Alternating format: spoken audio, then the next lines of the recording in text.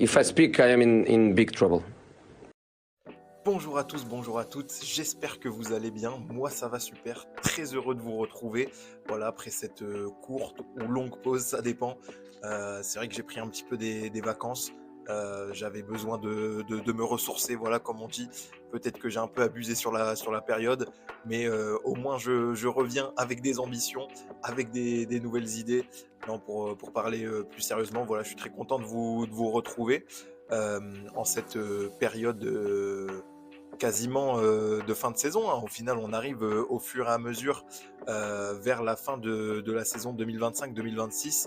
Donc j'avais envie de reprendre un petit peu avec vous cette fin de saison pour qu'on puisse la vivre tous ensemble de la meilleure des manières, que ce soit en Ligue 1 ou sur la scène internationale, parce qu'on est quand même sur une année de Coupe du Monde. Si vous n'avez pas suivi, sortez de votre grotte, il serait temps de se mettre à jour. Voilà, en 2026, on va avoir droit à une Coupe du Monde. Juin, si je dis pas de bêtises. Donc évidemment, c'est une année particulière, donc je suis très content de la suivre avec vous. Et pourquoi je parle de la Coupe du Monde et pas de la Ligue 1 aujourd'hui, c'est parce qu'on était en période de trêve internationale justement. L'équipe de France qui s'est réunie pour 2 matchs amicaux du côté des États-Unis. Voilà, c'était des matchs amicaux, mais très importants en vue de la Coupe du Monde qui commence maintenant dans moins de 100 jours, si je dis pas de bêtises. Ce sera début juin, le début. On est fin mars, donc ça fait largement de moins de 100 jours, je crois. Ça doit faire moins de 80 jours même. Mais voilà, donc match amicaux. D'habitude, on en a un peu rien à cirer. Là, j'avoue que j'étais assez hype de regarder. En plus, c'était des plutôt belles affiches avec un France-Brésil d'entrée de jeu à Boston et un France-Colombie. 2 jours plus tard, on a eu le France-Brésil, c'était le jeudi soir, et le France-Colombie, c'était le dimanche soir, donc 3 jours plus tard. C'était 2 affiches assez intéressantes. Et voilà, j'avais envie de vous faire cette vidéo, voilà, déjà pour revenir, faire mon comeback et surtout voilà, débriefer, parce que même si c'est des matchs amicaux, comme je l'ai dit, ça revêt une importance assez particulière en vue des matchs de préparation pour la Coupe du Monde. Si je dis pas de bêtises, il y aura une dernière session de matchs de préparation avant le coup d'envoi de la compétition. Mais on commence à y être là. Il faut commencer à chauffer les organismes, il faut commencer à avoir son plan de jeu, il faut commencer à avoir ses titulaires, même s'il y a encore des choses qui peuvent bouger d'ici la fin de la saison. C'était des matchs assez importants pour tester justement certains plans de jeu, certaines idées tactiques, et c'est ce que Didier Deschamps a essayé de faire, je pense, hein. J'espère qu'il a réussi à tirer des bonnes conclusions. J'avoue que je suis pas sélectionneur, donc je suis pas dans sa tête. Moi, j'ai mes propres conclusions, donc je vous propose de les partager avec vous aujourd'hui pour qu'on puisse un petit peu revenir sur les choix qui ont été faits par Didier Deschamps durant ces 2 matchs et pour voir un petit peu aussi qui a marqué des points, qui en a perdu, parce que de 1, il y aura des places de titulaires à aller chercher à la Coupe du Monde. C'est quand même pas rien d'être titulaire en équipe de France dans une compétition où on va être quand même un acteur majeur, je l'espère. En tout cas, on a les ambitions pour. Et de 2, pour certains, au-delà du fait d'être titulaire, c'est déjà être sélectionné. On sait que dans une carrière, c'est toujours particulier d'être sélectionné en équipe de France, encore plus pour la Coupe du Monde, encore plus quand l'équipe de France a les ambitions d'aller jusqu'au bout. Si vous prenez par exemple un joueur comme Adil Rami, vous inquiétez pas que sa sélection en 2018, elle revêt une importance particulière dans sa carrière. C'est pas pareil si tu es champion du monde ou si tu ne l'es pas. Demandez à Dimitri Payet. Voilà, dur. Mais juste, hein, ça compte. Donc il y a des joueurs qui se battent pour leur place. Et on a pu voir ça durant ces 2 matchs. Donc je vous propose qu'on revienne tranquillement sans vraiment faire du détail. Mais voilà, qu'on puisse un petit peu revenir sur ce qui s'est passé globalement. Comme je l'ai dit, le premier match, c'était le France-Brésil qui s'est joué le jeudi soir. C'était quand même une assez grosse affiche, hein, match de gala. Je vais pas vous le présenter. France-Brésil, depuis plusieurs années, c'est quand même des matchs, je vais pas dire tout le temps historiques, parce que le Brésil, ils ont une moins bonne équipe qu'il y a de ça 20 ans, même 30 ans maintenant. Mais ça reste deux nations importantes du football. Le Brésil qui, je l'ai dit, a une équipe un peu moins forte qu'il y a de ça quelques années, mais qui a quand même des très bons joueurs, hein. Je pense à Vinicius Junior, je pense à Endrick qui jouait pas, mais par exemple Gabriel Martinelli, Rafinha, des joueurs comme Casemiro, Estevao, des joueurs comme ça. C'est quand même des joueurs qui jouent dans des top clubs européens. Donc c'était un très bon test, je pense, pour l'équipe de France qui devait prouver avec tout le tapage médiatique qui se passe autour de nous depuis quelques mois déjà. C'est vrai qu'on est présenté à l'international comme l'équipe la favorite avec l'Espagne. C'est ce que je lis à peu près. N'hésitez pas à me corriger si selon vous c'est pas le cas, mais moi c'est un peu ce dont j'ai l'impression. Les bookmakers, comme on dit, nous voient un peu favoris avec l'Espagne. Normal, ils ont gagné l'Euro 2024, donc ça paraît un peu logique. Et nous, avec notre attaque de feu, on fait figure, voilà, si ce n'est de favoris, de prétendants très sérieux. Mais justement, avec une telle attaque, il fallait faire des choix. Et pour ce premier match face au Brésil, Didier Deschamps, il a choisi une animation qui, moi, m'a plutôt bien plu. C'est-à-dire que, regardez, je vous mets la compo juste ici. J'espère que j'arriverai à l'intégrer. Sinon, voilà, je laisse une petite vision sur mon mur blanc. Mais regardez, il y a Kylian Mbappé, bon, ça sans trop de surprise. Ousmane Dembélé, on pouvait s'y attendre également. Michael Olise, plus ou moins. Hugo Ekitike, ça c'est un peu plus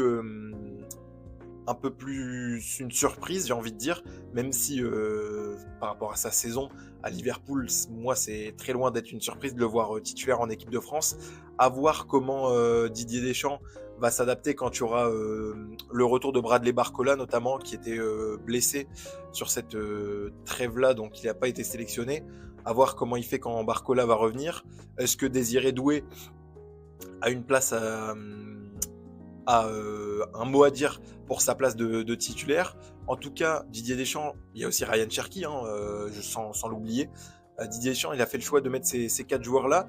Et ce que j'ai plutôt bien aimé, au-delà de toutes leurs qualités en tant qu'attaquant, c'est que les 4, ils peuvent jouer quasiment à tous les postes de l'attaque. Si vous prenez un Mbappé, il peut jouer sur le côté gauche. Il a joué en numéro 9, comme il en a l'habitude maintenant depuis qu'il est à Madrid. Vous prenez un Dembélé, là, il a joué à droite, mais avec le Paris Saint-Germain, il joue en 9 et du coup, il peut revenir dans cette position-là. Vous prenez un Olise, il a joué en 10, il peut jouer sur le côté. Vous prenez un Ekitike, il a joué sur le côté, il joue en 9 en club. Donc, c'est des joueurs qui peuvent jouer quasiment à tous les postes. Et ça, je trouve ça plutôt bien parce qu'en plus d'être des joueurs fantastiques, c'est hyper déstabilisant pour une défense quand ils doivent défendre 2 voire 3 joueurs différents durant un match. Si vous prenez un latéral, par exemple, je pense en tant que joueur qui a été latéral, t'aimes bien prendre la mesure de ton adversaire et au fur et à mesure du match comprendre un petit peu ses déplacements. Quand tu joues 2 voire 3 joueurs différents, c'est hyper compliqué de s'adapter. Tu dois t'adapter à différents types de joueurs à chaque fois. Donc ça, j'ai plutôt apprécié. Et en plus, les joueurs ont donné raison au coach. J'ai vraiment bien aimé le match des 4 en plus. Au-delà de leur but pour Hugo Ekitike et Mbappé, je les ai trouvés vraiment bons, sachant qu'Mbappé, il m'avait un peu déçu en sélection sur ces derniers matchs. Là, je le retrouve vraiment en forme. Peut-être le joueur un petit peu moins en forme de cette attaque, c'est Ousmane Dembélé. Il va peut-être y avoir une discussion sur le Ballon d'Or en équipe de France parce que on connaît les qualités du joueur maintenant. Il a prouvé la saison dernière que c'était un joueur capable de gagner le Ballon d'Or et capable de gagner avec des champions et tous les trophées qu'ils ont gagnés avec Paris en étant le meilleur joueur de l'équipe, de manière indiscutable. Enfin, ouais, de manière indiscutable peut-être pas parce que pour moi c'était Vitinha le meilleur joueur, mais en tout cas en étant la pierre angulaire de l'attaque. Mais en équipe de France, il n'a pas le même impact. En même temps, il a un rôle complètement différent. C'est des contextes complètement différents. Le coaching de Luis Enrique n'est pas le coaching de Didier Deschamps, sans vouloir manquer de respect ni à l'un ni à l'autre. Je vous laisserai savoir qui est mon coach préféré entre les deux. Mais il n'a pas le même rôle, il n'a pas le même impact, il n'a pas les mêmes statistiques. Même si là, il donne une très belle passe pour Kylian Mbappé pour son but. Donc on verra s'il arrive à tenir sa place de titulaire. Il a quand même fait un bon match face au Brésil. Donc je pense que ça ira pour la Coupe du Monde, mais si on a vraiment un Dembélé comme il est en club au Paris Saint-Germain, là on deviendra complètement injouable selon moi, sachant qu'on a déjà un Mbappé qui revient très très fort et un Olise qui moi me choque de match en match. J'avoue qu'au début avec l'équipe de France, je le trouvais un petit peu pas en dedans, mais je trouvais qu'il avait du mal à se connecter avec ses autres coéquipiers. Là il est rayonnant, c'est lui le Manitou de l'attaque. J'ai l'impression qu'il a fait oublier Antoine Griezmann de manière illico presto, sans manquer de respect au numéro 7 français. Mais ouais, il est incroyable, la passe décisive pour Ekitike. Il arrive parfaitement à s'adapter à notre style de jeu de attaque rapide. En attaque placée, il est injouable. Donc franchement, Michael Olise, je veux le voir titulaire à tous les matchs de l'équipe de France à partir de maintenant, même si c'est déjà le cas. Gros point positif aussi sur ce match face au Brésil, du milieu de terrain, Adé Rabiot et Aurélien Tchouaméni, spécialement Aurélien Tchouaméni, j'ai envie de dire, qui moi me satisfait de plus en plus. C'est vrai que je pensais pas que le milieu de terrain pouvait être un point positif dans notre équipe. On parle beaucoup de l'attaque, mais franchement, au milieu, on est vraiment pas mal. Si vous prenez le match face au Brésil, je trouve qu'on a vraiment dominé les Brésiliens dans l'entrejeu. Si on parle aussi du match contre la Colombie, c'était un milieu totalement différent. Hein. Je vous affiche, je vais mêler les deux. Je vous affiche la compo face à la Colombie juste ici. Donc un milieu de terrain complètement différent avec Warren Zaïre-Emery et N'Golo Kanté. Mais les deux matchs face aux deux équipes, j'ai trouvé qu'on a vraiment été très bons.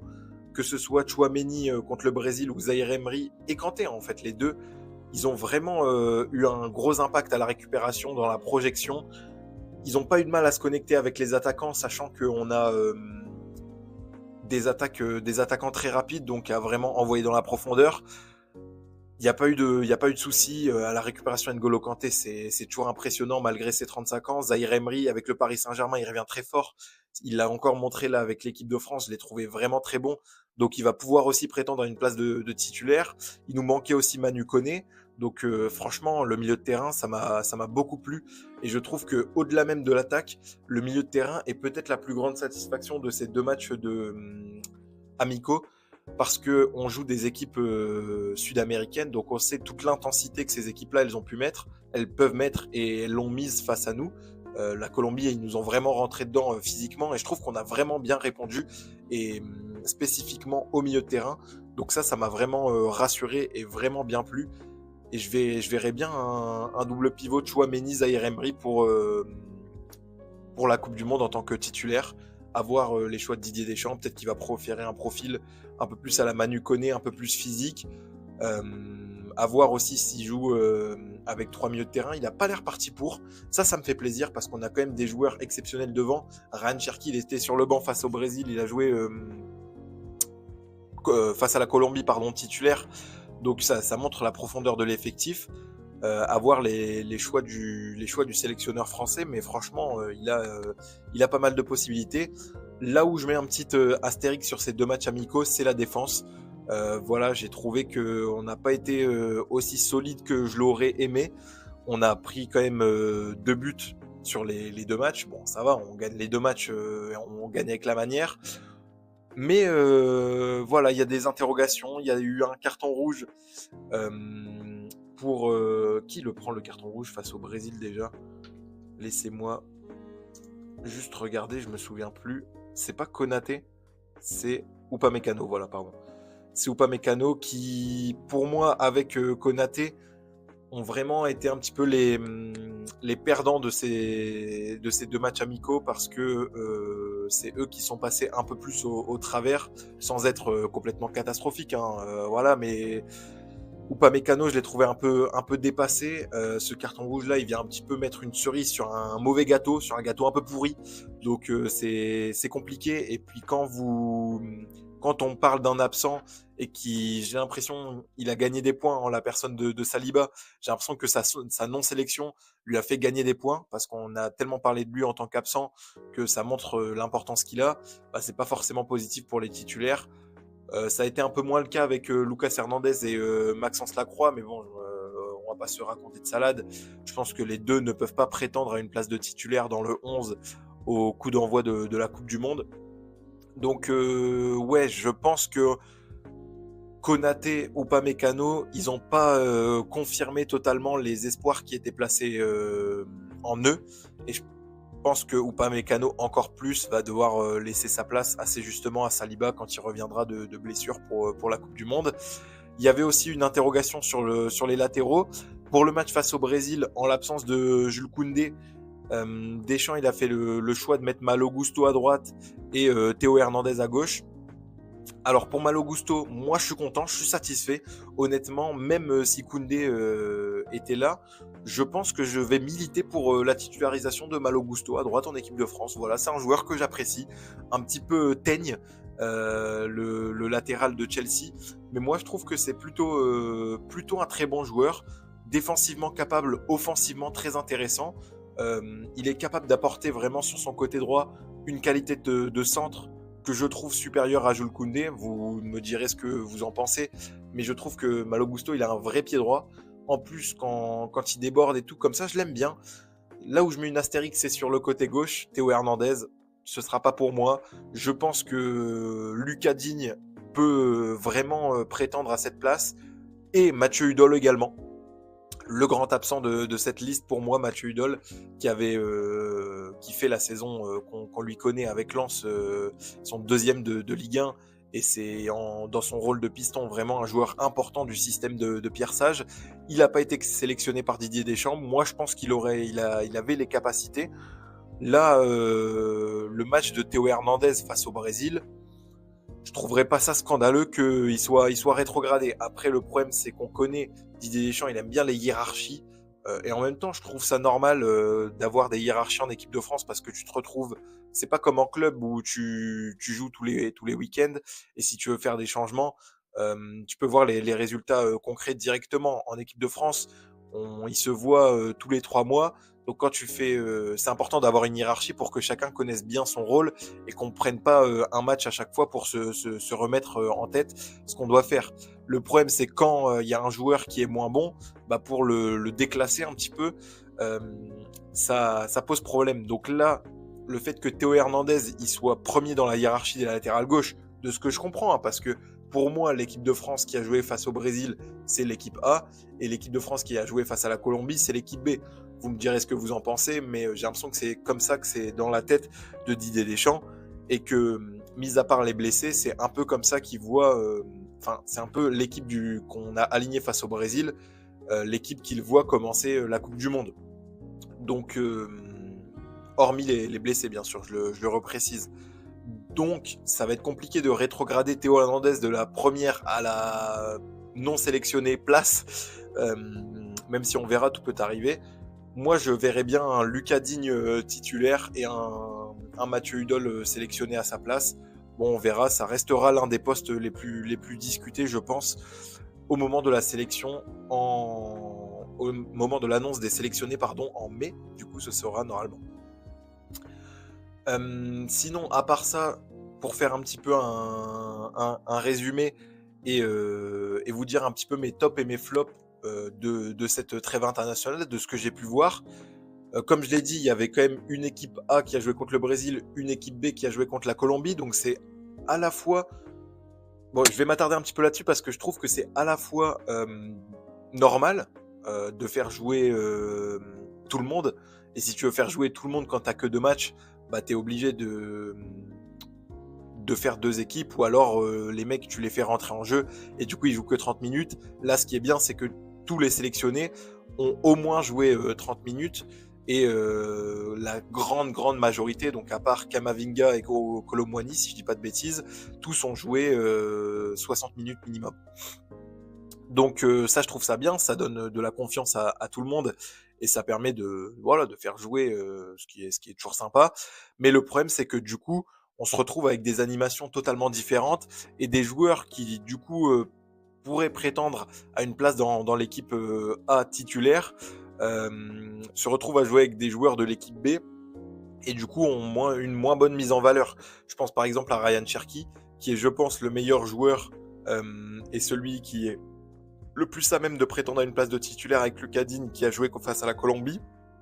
Bon voilà, au lieu de jouer avec Michael Olise, Kylian Mbappé et Ousmane Dembélé, tu te retrouves à jouer avec Marnes Akliouche, Marcus Thuram et c'était qui le dernier larron de cette attaque, Désiré Doué. Sans manquer de respect à ces trois-là, hein, c'est des joueurs exceptionnels, pas de souci là-dessus. Moi, je suis très fan de notre équipe de France. Bah, c'est pas la même quand même. Dans les déplacements, dans les espaces qu'ils t'apportent, quand t'as un Kylian Mbappé qui fait un appel en profondeur, t'inquiète pas que t'as plus de place que quand c'est un Marcus Thuram, sans manquer de respect à l'ami Marcus. Donc, un peu plus compliqué. En plus, il y a un petit peu un passif avec Ryan Cherki et l'équipe de France. J'ai l'impression que c'est un peu le canard boiteux de notre sélection. Et en même temps, c'est un peu pareil à City. J'ai l'impression que tout le monde adule Ryan Cherki, numéro 10 à City, joueur technique hors norme. À chaque fois qu'il joue, tu as des mixtapes, des highlights de lui où il est complètement exceptionnel. Et en même temps, il n'est pas toujours titulaire dans le City de Guardiola. Avec Deschamps, il est quasiment jamais titulaire. Donc j'ai un peu l'impression que c'est ce joueur que tout le monde adule, mais qu'au final, les entraîneurs ne font pas jouer autant que ce qu'on pourrait attendre. Et c'est vrai que quand il est aligné, il donne pas pleinement satisfaction. Alors encore une fois, j'ai bien aimé son match face à la Colombie. Bon, il y a du déchet, mais moi ça me dérange pas du tout quand c'est un joueur comme Ryan Cherki qui apporte ce qu'il apporte et quand il ramène sur la table ses qualités. C'est normal qu'il y ait du déchet, et encore heureux, et je préfère qu'il y ait du déchet à ce qu'il n'y en ait pas, parce que ça voudrait dire qu'il tente moins, et ça je veux pas. Mais voilà, il a moins de rayonnement que ce qu'on pourrait attendre pour un joueur aussi technique que lui, et j'ai l'impression que ça va être compliqué pour lui d'aller prendre une place à Michael Olise, qui a été préféré à sa place en numéro 10. Déjà, c'est bien que Deschamps veuille jouer avec un numéro 10, mais j'ai l'impression que Michael Olise, c'est dire le niveau de l'équipe de France. Hein. T'as des mecs la saison de Michael Olise, il est genre à 17 passes décisives cette saison avec le Bayern, c'est complètement exceptionnel. J'adore le joueur, et du coup Ryan Cherki se retrouve un petit peu en deuxième rideau, et ça va être un petit peu compliqué pour lui. Pareil pour Désiré Doué, qui sur cette saison est moins en forme que sur la précédente. Avec le Paris Saint-Germain, on se souvient, hein, moi j'ai en référence un petit peu la composition d'équipe en finale de Ligue des Champions du Paris Saint-Germain. Pour moi, c'était un peu cette équipe-là, l'équipe type du Paris Saint-Germain. Tu avais un Désiré Doué titulaire. Et là, j'ai l'impression que si le Paris Saint-Germain devait retourner en finale de Ligue des Champions, ce serait plutôt avec un Bradley Barcola. Et du coup, j'ai l'impression qu'en équipe de France, ce serait un peu pareil. Donc Désiré Doué, il passerait dans la hiérarchie derrière Bradley Barcola, qui, je pense, dans la hiérarchie, va devoir se battre avec un Hugo Ekitike qui est déjà exceptionnel, et qui, sur ces matchs-là, matchs amicaux, moi je l'ai trouvé excellent. Hugo Ekitike, honnêtement, sa progression, elle est incroyable. Il apporte sa taille, sa vitesse, sa vista. Moi, j'aime beaucoup le joueur. Je sais qu'il a été beaucoup critiqué et qu'il l'est toujours. Moi, je pense que ça peut être une très bonne attaque. Et surtout, si vous le mettez, par exemple, dans un système avec du Kylian Mbappé, Hugo Ekitike à deux numéro 9, et Michael Olise et Bradley Barcola ou Ousmane Dembélé sur le côté, je pense que vraiment ça peut faire du dégât, parce que les deux, ils ont des qualités différentes, Ekitike et Mbappé. Ekitike, il peut vraiment t'amener un point de fixation, mais il peut aussi prendre la profondeur, là où des fois Mbappé, il aime bien toucher le ballon. Donc franchement, je vois bien Hugo Ekitike garder sa place de titulaire, et du coup ça relayerait Désiré Doué, à une place de remplaçant du remplaçant, c'est-à-dire remplaçant de Barcola. Donc à voir comment il va pouvoir défendre sa place. Il faut qu'il revienne très très fort avec le Paris Saint-Germain, là où il est un peu en chute. Un joueur aussi qui, j'ai l'impression, a un peu perdu sa place dans la rotation même, c'est Eduardo Camavinga. Et je m'inquiète un peu pour lui, pour sa sélection pour la Coupe du Monde en juin. Là, dans la hiérarchie des milieux de terrain, j'ai l'impression qu'il est très très loin. Devant lui, je mets, et j'ai l'impression que Didier Deschamps met également Tchouaméni, Rabiot, Zaïre Emery, N'Golo Kanté et Manu Koné. Donc tu te retrouves à être le 6e milieu de terrain de la rotation, sachant que tu joues avec que 2 milieux de terrain. Potentiellement, il va en prendre que 5 dans la liste. Donc ça te fait perdre des places. Ça va être compliqué. Ça va être compliqué pour Eduardo Camavinga, honnêtement. Je sais pas, peut-être à la limite un retour dans son poste de latéral gauche qu'on a vu par le passé. Je sais qu'il l'apprécie pas forcément, mais c'est peut-être là où il aura une place à gratter, un petit peu en couteau suisse. Mais bon, j'ai l'impression qu'il a encore perdu un petit peu des points, même si c'est toujours compliqué. Là, il n'a pas été titulaire sur aucun des 2 matchs, alors que quasiment tout le monde l'a été, à part lui et Randal Kolo Muani, du coup, qui je pense seront potentiellement les 2 qui ne seront pas sélectionnés pour la Coupe du Monde avec le retour de Bradley Barcola et Manu Koné de blessure. Voilà pour mon débrief de ces 2 matchs de préparation amicaux à la Coupe du Monde qui arrivera très très vite aux États-Unis. Dans tous les cas, je suis hype à mort pour cet été. On va vraiment avoir un été de folie et j'espère que la France va confirmer les attentes placées autour d'elle parce que là, il y a une hype complètement phénoménale. En plus, on a bien prouvé, là en bas, le Brésil à 10 contre 11 pendant une demi-heure et la Colombie avec notre équipe B. Donc vraiment, ça montre qu'on est bien en confiance et une équipe redoutable. J'ai hâte de voir ça cet été. Je continuerai à vous informer et je vous ferai, je pense, une vidéo avant la Coupe du Monde pour vous faire un petit peu mes sélections, mes choix à la place de Didier Deschamps. En attendant, comme d'habitude, on va continuer de couvrir l'actualité sur la Ligue 1. On reprend du service. Restez connectés, ça revient fort et on va suivre évidemment la fin de saison de manière très attentive. C'est tout pour moi pour aujourd'hui. J'ai été très heureux de vous retrouver. Voilà. Veuillez m'excuser encore une fois pour mon absence. Ça ne se reproduira plus. Ou peut-être pas. On ne sait pas. On verra. En tout cas, je vous souhaite de bien vous porter. Et je vous dis tout simplement à la prochaine pour une nouvelle vidéo. N'hésitez pas à suivre tous les différents réseaux sociaux. Je vous mets tout ça en description. Et voilà. Portez-vous bien. À la prochaine. Et ouais, on se retrouve pour une nouvelle vidéo. Allez, salut!